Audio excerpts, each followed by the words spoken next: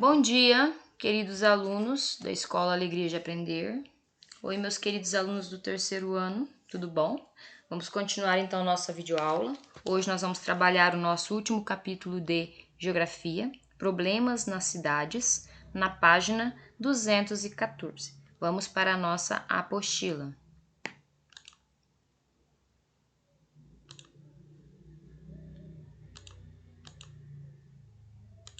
Aí está a nossa apostila. Quando a gente fala em problemas na cidade, a gente sabe que quando a gente mora numa cidade pequena, média ou grande, a gente vai enfrentar alguns problemas. Quais seriam, né? A questão da poluição sonora, dos sons muito altos, questão dos lixos, né? A poluição em si espalhados pelas ruas, né? Garrafas PETs, papel, lixo de todo tipo, né? Que as pessoas não costumam usar o lixo e jogam no meio da rua. Isso, quando uma pessoa joga um lixo, quando várias jogam vários tipos de lixo, né? Isso causa um problema enorme, né? Quando a gente fala de poluição sonora, a gente fala também das buzinas dos carros, de todo o barulho que existe em uma cidade. Quando a gente fala de uma poluição visual, a gente fala daquilo que a gente vê, né? As pichações nos muros, palavrões, desenhos feios nos muros, isso então seria poluição visual. Então a gente vai falar um pouquinho sobre isso. Vamos lá então, vasculhando ideias. O que mais chama a sua atenção nesta imagem? Então a gente percebe que o menino tampa os ouvidos, né, por causa da poluição sonora que existe. Aqui em cima a gente nota a menininha tropicando num saco de lixo, né, ratos no meio da rua, o que sugere então uma poluição de lixo mesmo jogado nas ruas, né? Isso a gente vê aqui no poste, ó, os postes riscados, desenhados, as paredes, né? Então entra a poluição visual, aquilo que a gente vê, certo? 2. Em sua opinião, a imagem retrata problemas comuns nas cidades brasileiras? Com certeza, né? Então, estes problemas são, então, enfrentados pela maioria das cidades brasileiras, tanto pequenas quanto grandes. Claro que as quantidades são diferentes. Cidades pequenas, uma quantidade menor de lixo, uma quantidade menor de barulho, uma quantidade menor de lixo visual, mas na cidade grande isso é enfrentado de uma forma drástica, em uma quantidade muito grande. A cidade onde você mora, Peixoto de Azevedo, tem problemas parecidos com os da imagem? Nós temos, né? Nós sabemos que alguns lugares têm paredes desenhadas com palavrões, né? Com desenhos, assim, desenhos que não são para crianças, né?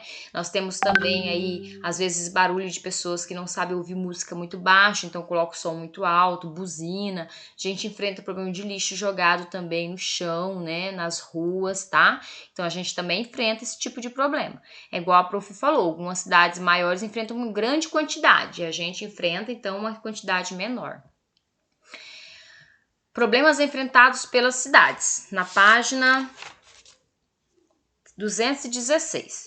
Nós estamos vendo aí então a enchente na cidade de Brusque, né, em Santa Catarina, em 2011, mas a gente enfrenta também esses problemas de enchente, por exemplo, no Rio de Janeiro, em São Paulo, né, por causa da poluição. O que acontece nessas cidades? O lixo é jogado nas ruas e acaba tampando os bueiros, né, a rede de esgoto. Então, como o asfalto não tem como a água penetrar, ele vai fazer o que? Ele vai fazer é subir a água, isso se chama enchentes. Então, algumas cidades apresentam uma melhor infraestrutura, ou seja, quando a cidade é construída, ela é construída da forma correta, ela tem um planejamento e, consequentemente, melhora a qualidade de vida de seus moradores. Então, se eu tenho planejamento, as pessoas vivem melhor. O ideal seria todas as cidades oferecerem serviços de qualidade em todos os bairros, mas nem sempre é assim. A gente sabe, tira pela nossa cidade Peixoto de Azevedo. Alguns bairros quase não dá nem para você andar, né? Nem dirigir, nem passar de a pé, nem de bicicleta, porque as cidades estão muito esburacadas, as ruas esburacadas, algumas intrafegáveis, né? E isso é muito difícil para a população.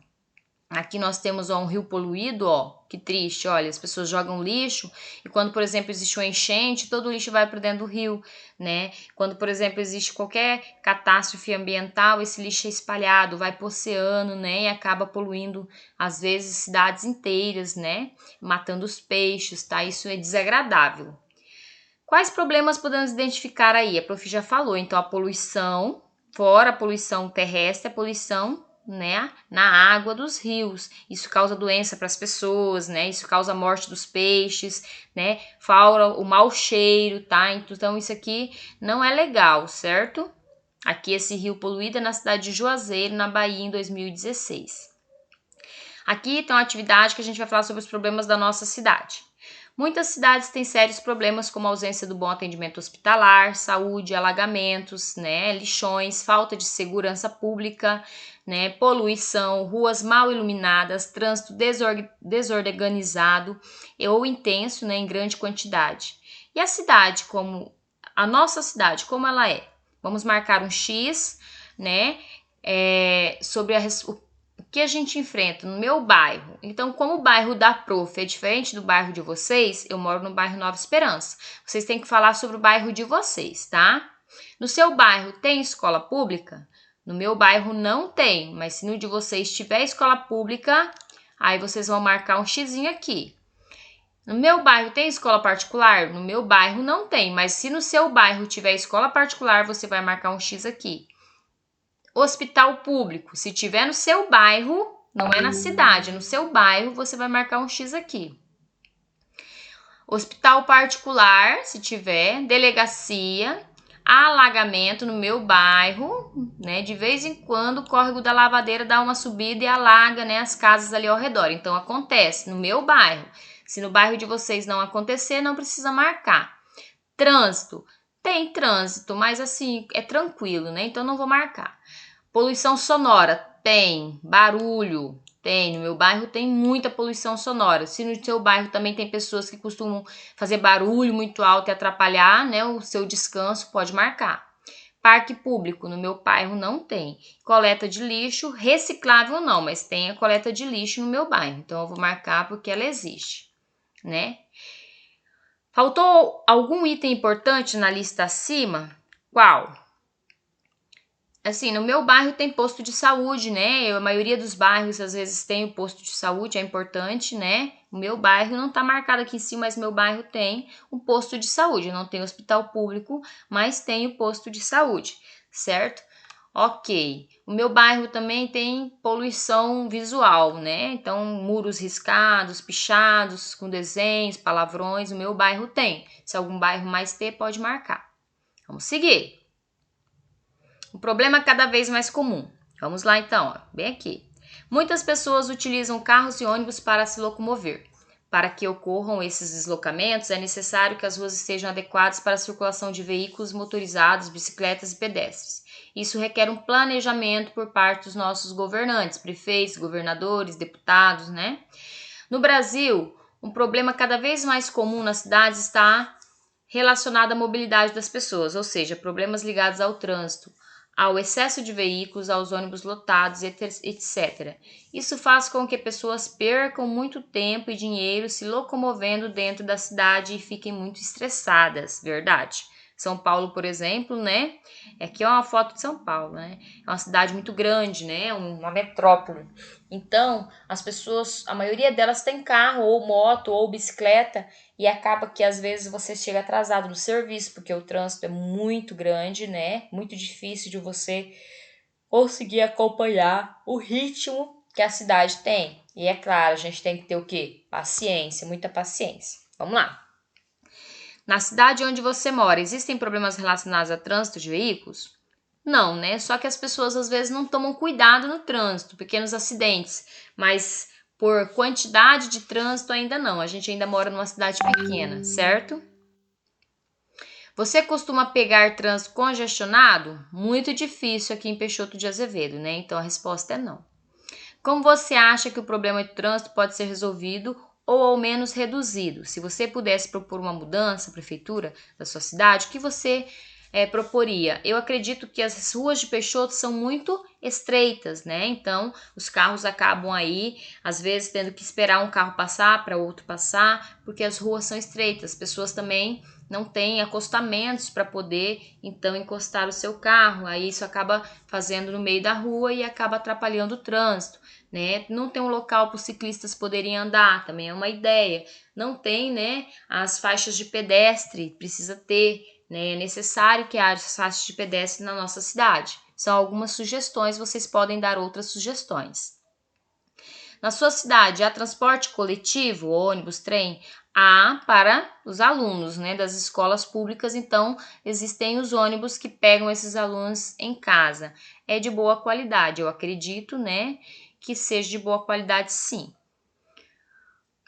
Calamidade pública. Calamidade pública é quando acontece um problema muito grande que atinge uma comunidade, ou uma cidade, ou um estado, ou o país inteiro. Por exemplo, nós estamos vivendo agora, né, um momento de pandemia. Essa pandemia, né, ela pode sim, se ela crescer o número de, ainda mais o número de infectados, ela pode se tornar uma calamidade pública. Quando, por exemplo, acontece um alagamento, né, acontece sempre no estado de São Paulo, Rio de Janeiro, isso também é considerado uma calamidade pública. Vamos ler um pouquinho sobre isso, então. Estado de calamidade pública é o que acontece quando ocorre um grande desastre que coloca a população de uma cidade em um estado ou um país em situação vulnerável, perigosa ou de risco. Em momentos como esses, os serviços públicos prestados por bombeiros e policiais são muito importantes.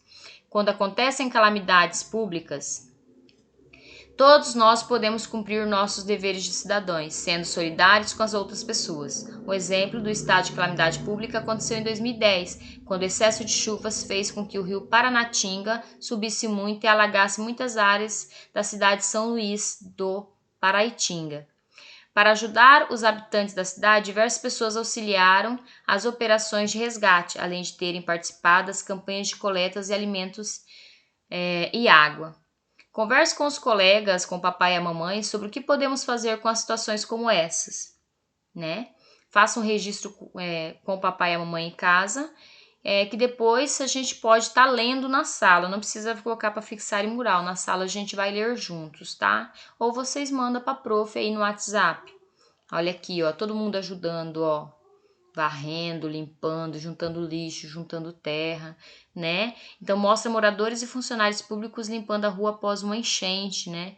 A gente sabe que quando ocorre enchente, muitas pessoas ficam sem móveis, perdem a casa, perdem o alimento, e aí a gente tem que se ajudar uns aos outros, né? Atitude. Há muito tempo, os seres humanos sabem que o lixo e a água suja podem transmitir doenças, como a gente viu então aí na aula de ciências. Mas nem sempre foi assim. Na antiguidade, acreditava-se que muitas doenças eram castigos dos deuses descontentes com as ações das pessoas. Foi o cientista francês Louis Pasteur que descobriu que as doenças são transmitidas por micro-organismos, seres muito pequenos e visíveis apenas por meio de microscópio, ou seja, invisíveis ao olho nu, ou invisíveis ao olhar direto das pessoas. Muitos desses micro-organismos vivem nos lixos e nos esgotos, por isso, a destinação correta dos rejeitos do lixo é fundamental para a prevenção, né, para não se pegar essas doenças. Aí essa atividade a gente não precisa fazer, tá? Porque pede auxílio dos colegas.